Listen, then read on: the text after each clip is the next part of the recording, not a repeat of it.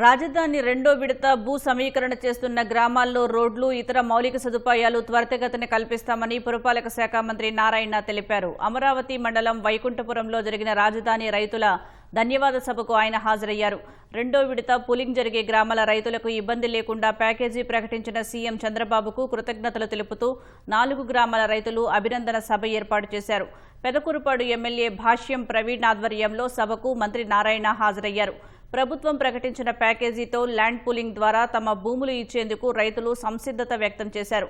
వైకుంఠపురం వెంకటేశ్వర స్వామి ఆలయాన్ని టీటీడీకి ఇవ్వాలన్న ప్రతిపాదనపై సీఎంతో చర్చించి నిర్ణయం తీసుకుంటామని మంత్రి నారాయణ తెలిపారు.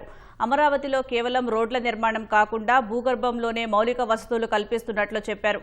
వరద ముప్పు లేకుండా రిజర్వాయర్లు, కాలువలు డిజైన్ చేశామన్నారు.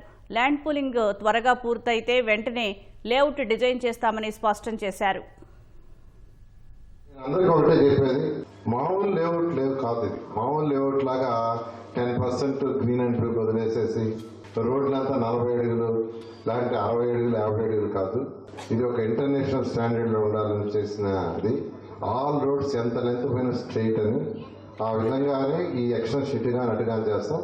అయితే అన్నిటికంటే ఇంపార్టెంట్ గవర్నర్ ముఖ్యమంత్రి గారు చెప్పింది ఏంటంటే, ఈ యొక్క మనం ఏదైతే ల్యాండ్ పూలింగ్ తీసుకున్నామో అక్కడ ఊరినే అధికార భవనాలు కట్టడం కాదు, ఇది ఒక ఎకనామిక్ సిటీ కావాలి.